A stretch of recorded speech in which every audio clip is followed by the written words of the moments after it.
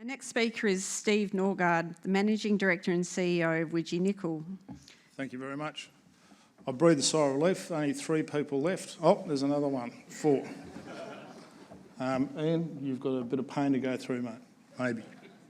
The topic of my conversation today is obviously to talk about Widgie Nickel and the activities that we've carried out over the last couple of years. Our catch cry was critical metals for a cleaner future when we listed, but we've had to modify that, reflecting the fact that we're not a company solely focused on nickel nowadays. We've got a little bit of lithium as well. And that's only an artefact of the fact that we haven't started looking for rare earths. The normal disclaimer, which you can see on our website on the announcement. When we listed, it was clearly a company that had a nickel endowment, and we were focused on bringing that into production. However, through the course of the journey of infill drilling and doing a little bit of exploration, we've now got a 2-pronged attack, and it's been very, very important for the company. It's one that we've thought of from a strategic perspective, and we are now in a wonderful position where we've got 2 commodities that are rapidly approaching a decision point. Our lithium project is something that we stubbed our toe on less than 12 months ago, and we sit in a wonderful position now where we can, and we do expect in the not too far distant future we can collateralise that. Whilst at the same time, when we listed back in September of 2021, the nickel market was running quite hot and it was very, very favourable. We've stuck with our goal, and we've invested a lot of money in drilling that, and that is now starting to reap benefits for us. Maybe not for the immediate future, but certainly for days to come. Our tenement package. It's all about location in the mining industry, and as James intimated, we're in the Coolgardie Shire. We get excellent support from the Coolgardie Shire. We're in a wonderful location proximal to good infrastructure, which is a key hallmark for allowing us to start a project, and a cheap, cost-effective, long-life project at that.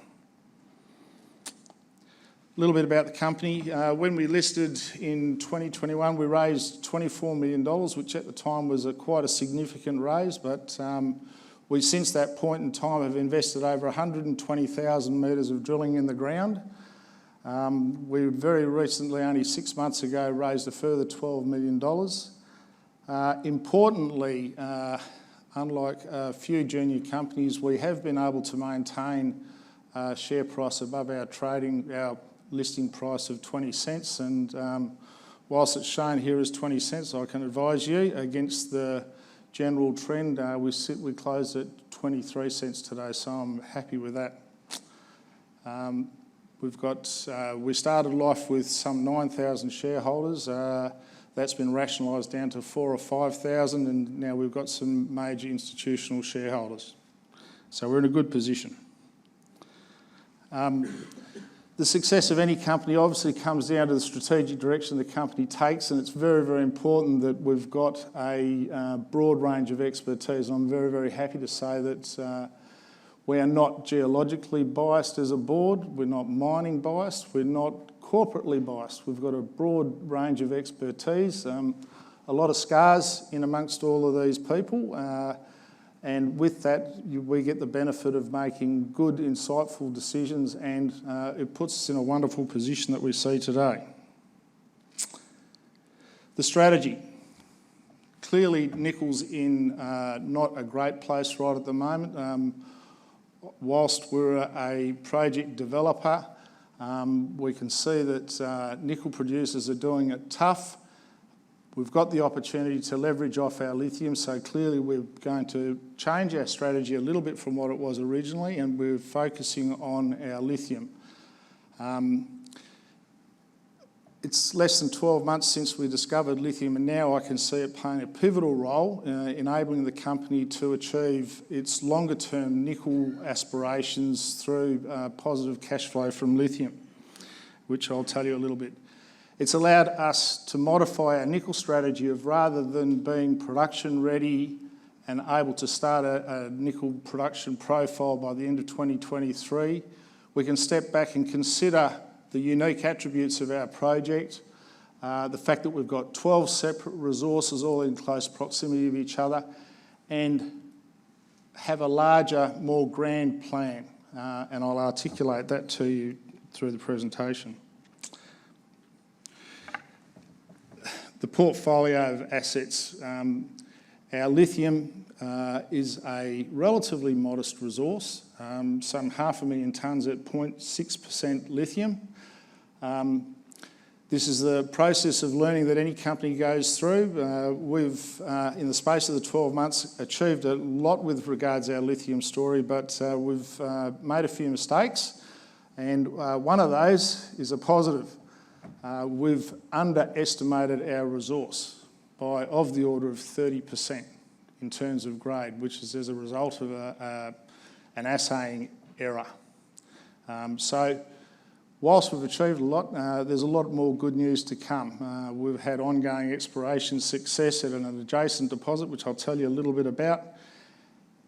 But it's not just about exploration, it's not about building a big story. We were hopeful, and we remain hopeful, that we can collateralise this in the short term. So we've pushed through with our initial resource the opportunity of getting it permitted, and I can sit here now and say we've got access to over 300,000 tonnes of ore, which we can turn into money tomorrow if we so desired. So it's a wonderful position. Whereas from a nickel perspective, the massive investment that we've made in drilling over the last 2 years puts us in a great position where we, in the not too far distant future, we'll see 6 of the 12 resources that we have within our portfolio have resource upgrades carried out on those re-estimations in order to be able to up our confidence so we can embark on a more grandiose feasibility study. One of those resources, which was the one that we did have earmarked for immediate development, Armstrong, is probably the most advanced and will play a prominent role in our work going forward.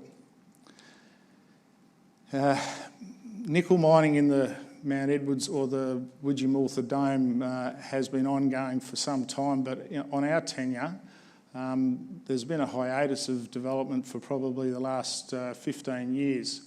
But our tenure is very, very important. It does have a production history, and over 30,000 tonnes of nickel has been produced, the focus of which was clearly on the nickel endowment. What we have come to discover over the course of the last 2 years is that there is a significant byproduct endowment which has not been quantified and is now, we believe, will play a prominent role going forward. It's going to be a byproduct credit for us, which is something that's never been recognised in the past. A little bit about the lithium. We do sit in a wonderful location. We talk about location being so important in mining, very important in geology. We are proximal to great big granite ore bodies of adjacent on our tenure, which you can see in the skin-coloured image here, here, and here. Spodumene occurs proximal to that, usually within 1 to 2 kilometres of a granite ore body, so a granite body of mineralisation. And that's clearly evident by the fact that we've got some very, very large mines in close proximity to us, with Mount Marion some 30 kilometres to the north, Bald Hill some 70 kilometres to the east, and proximal to the southern tenements of ours, we've got the Essential Metals project, which is currently in the process of getting taken out by Develop, I believe. The process that we've gone through in terms of defining our initial resource happened in quick succession. Our assay lab in the COVID time didn't have nickel crucibles available to do a fusion assay, which is what is the standard. So in consultation with them, we agreed we'd do a 4-acid digest, and our entire initial mineral resource is based upon that. What's come after probably 4 months of research and testing and reanalysing is indeed that method was inappropriate for our resource and has led to a 30% undercall. So the process we're going through now is re-assaying some 2,800 assays, and then we'll re-evaluate our mineral resource. But we expect that the resource we have will go up substantially, which is evident by some grades from the adjacent train line prospect, which we've come to market with, which indicates that the resource is potentially up to 1% lithium. The process of re-assaying the Faraday deposit will occur probably in the next 4 to 5 weeks, we contemplate. Whilst the deposit is lower grade than many others, it has some very, very positive attributes in terms of very, very good metallurgy, both using DMS techniques, but especially promising is flotation, where we're getting in excess of 80% recovery on the whole of ore to a very, very respectable 6.3% concentrate grade, which makes it eminently saleable. And it's attractive for offtake partners. We're in the final throes of securing an offtake partner. But the reason why we're here talking is to talk about nickel. The 12 deposits that we've got, we've looked at 6 of them. We've drilled them all out. We're in the process now of re-estimating them. What makes us unique is that we can become a large standalone producer by virtue of the fact that those 12 deposits all lie within a 15-kilometre strike length of each other. We can achieve economies of scale. We can mine 2 or 3 of these resources at the same time and get the value out of that rather than having to duplicate overheads. So the concept of a standalone concentrator makes good sense. It allows us, whilst we invest capital, it allows us a lower operating cost, which puts us at a lower cost quartile moving forward. We designed a processing plant that's bespoke and unique to our mineralisation, maximising recovery, removing diluents and minimising the amount of contaminants in our ore. By producing our own concentrate, we're able to market to the entire world rather than one customer, which is an important attribute because each customer has different needs, different wants and different capacities to pay. And by putting a concentrator on our tenements, we minimise off-site costs. Transport costs is an insidious cost. If we can reduce the mass, then we get the benefit of that. It also allows us to look further afield. The scoping study that we'll come out with in the next month will only consider 6 of the 12 resources we have. So longevity for us is a dream that we can aspire to. Our study is indicating at this point in time we'll be able to sustain a production rate of some 10,000 nickel tonnes in concentrate per annum, a mining production rate of about 800,000 tonnes per annum, and for those 6 resources that we'll consider a 6-year mine life. Each of these resources has its own inherent attributes, so I won't focus too much other than to say we've got width, we've got grade, good geotechnical conditions, and still remains a lot of exploration upside. Gillett is the one where we've probably spent most of the time drilling. It started life as an 850 metre strike length body of mineralisation. It's in excess of 1.5 kilometres with ample opportunity to grow both north and south. And Widgie 3, which is one of the first mines that was developed in the Widgie Dome, it's been exploited in a modest open pit. The mineralisation here is very, very encouraging in the sense that it would appear that it's increasing tenor as it goes deep. What I'm excited about is the resource as it's currently defined is only down to 250 vertical metres. And if you look at the slide here, some of the deeper holes in this indeed say it's a very high-grade body of mineralisation, definitely open at depth. So a little bit of a fly-through. The important thing is that